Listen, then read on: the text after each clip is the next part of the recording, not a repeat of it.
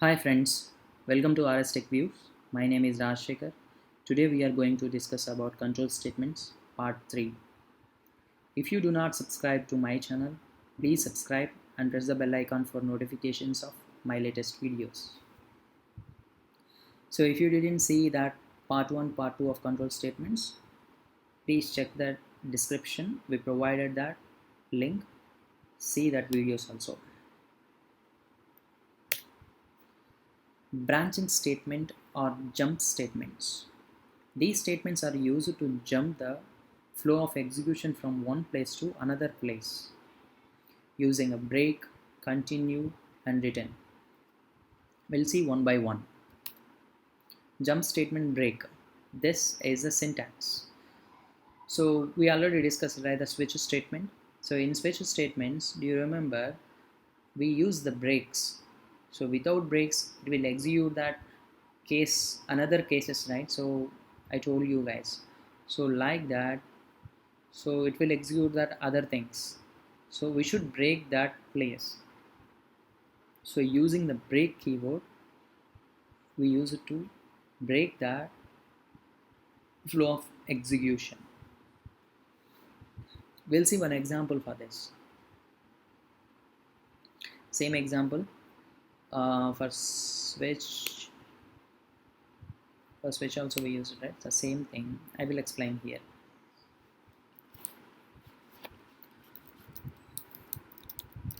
Class break statement.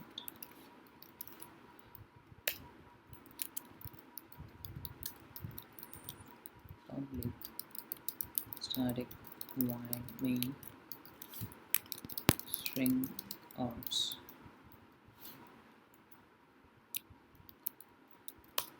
How's that? Int number equals to 4 as double switch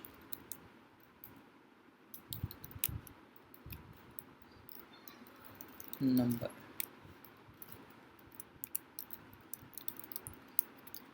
Case 1,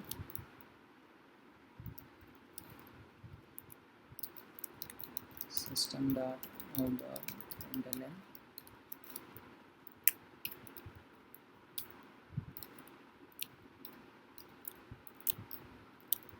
Monday. Okay, use the break.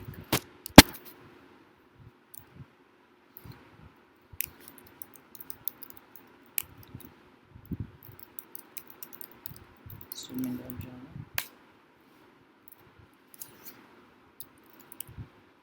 We'll copy this entire one.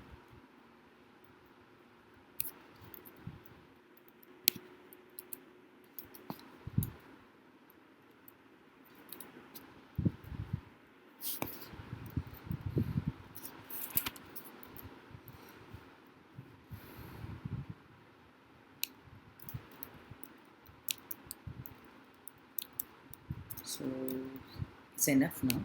So I will change here. Tuesday, Wednesday, Thursday, Friday. Okay. So here the number 4, right? So it will check the condition, I mean the cases. So in which case is matched. So number 4, here the case 4 will match the value. So it will execute this one and it will break the statement. It doesn't come to the case 5 and all. So it will break entire the switch statement and it will come outside. There's the break. It is not only for switch statements. We can use it like some other, I mean for loops also, while loops also, do while also. You can use it anywhere. Okay, so we'll see the example. First we'll execute this one. Break statement. Why number 4 semicolon expected. Sorry, here gives an initialization of that.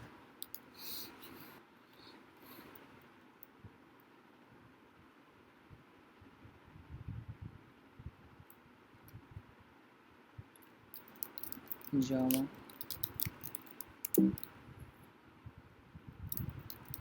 statement.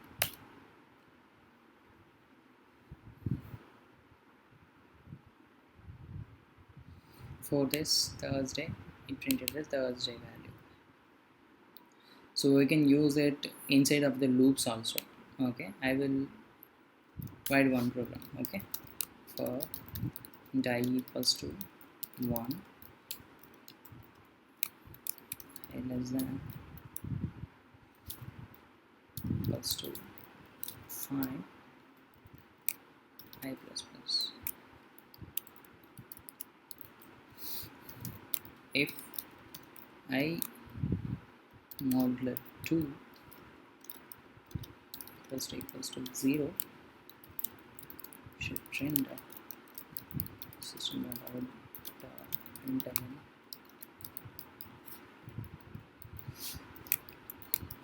this is even number. What is that number? Should print here. Okay, and you should break. I don't want to execute after the even number. Okay, so I will execute like this, compile it, and the program. This is even number 2. So I is 1, right? So it will check the condition.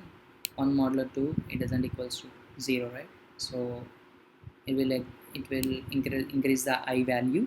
So I value 2 less than or equal to 5, condition true. It will check here 2 modulo 2 equals to 0, yes. So it will print this one and it break the statement. So entire for loop will be break. It doesn't increase that value, so it will terminate this loop. Like that we can use it in while loops also. Okay, next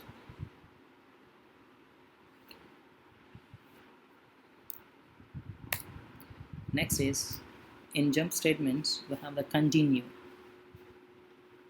See the syntax. In for loop we use it like this: int I equals to 0, I less than 5, I plus plus. In condition, if I equals to 3, then continue.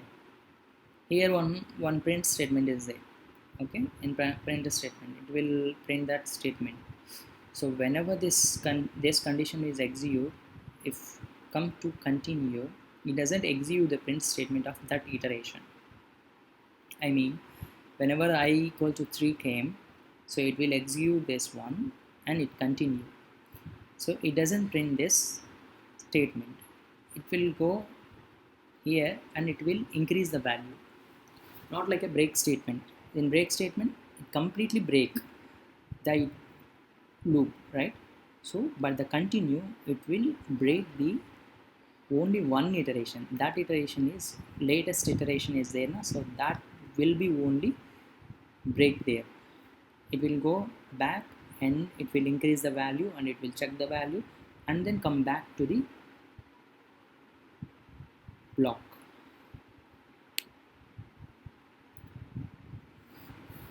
Okay, so we'll see the example. We'll come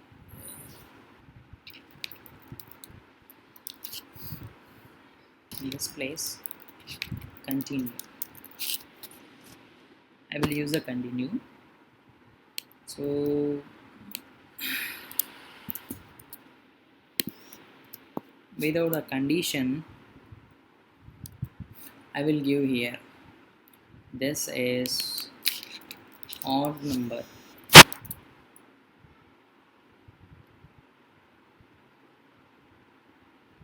Okay, is odd number in the 5 to 5 iteration. It doesn't execute whenever that number is a divisible by 0, I mean divisible by 2. the output is 0, then this statement will execute and it will continue. It doesn't execute this one. Okay, we will compile the program, compile, and it. This is odd number, this is even number, this is odd number 3, this is even number 4, this is odd number 5, like this. If I remove the continue statement, what will happen? I will comment here. So it will execute like odd number, it will print. So whenever the even number came, on the time also it will come the odd number. See how it will be. Compile the program and run the program. See, this is odd number 1. Okay, this is even number 2. This is odd number 2. Whenever the even number came, on the same time the odd number also printed. Why? We are not continuing. I mean, we are not breaking that particular iteration. That's why it printed the next line also. So we should not use like that. Okay, so we should use the continue statement, then only it will come the correct output. Okay, so this is about continue also we can use it at any loop, not only the for loop. Do while also you can use it, and while loop also you can use it. Okay, next jump statement is a return statement. This is return statement is mainly used in methods. If you use in loop, it will skip that entire method, not only the loop. We'll see one example for clear understanding. Okay, so see here, so in the method name, in the syntax, so why is a return type? So we already discussed in first sample program video, right? So method name, and inside the statement unwritten, it return the value from here to, in this method, to calling method, wherever we call this method name. So there, from there to here came, right? So it will return from here to there value. Okay, we'll see one example. Okay, so if we give like a return thing, it will return the entire place. I will use like this, return. Okay, the same place. Whenever the condition true, it will print this one, it will return the entire method. So currently we are in which method? Main method, right? So it return the main method. Wherever it call the main method, from there this one is return the value. So we are not returning anything, so we just returning the empty value. Okay, so I will explain clearly in that methods. Okay, this return statement mainly using in the methods. Okay, so there we'll discuss clearly. Okay, so I will compile this program, compile successfully, and run. See here printed, this is odd number, this is even number. Program is terminated. Why terminated? Only one method is there in this class. This one is starting from here, so we are returning that one. It means it is not breaking this loop, it is breaking the entire method only. So that's why it stopped that everything. Okay, if it is a continue, if it is equals to continue, then it will print this one also, right? So it is not printed. If it is print like a break statement, it will break entire thing, not like the continue and break. This is the return one. Return one is mainly used for the methods, to return the value from one method to another method. Okay, this is the return purpose. So all about this control statements ends. So and from next videos we'll discuss about that methods concepts. So very interesting concept, we'll see there. Thank you guys, thank you very much. Please subscribe RS Tech Views,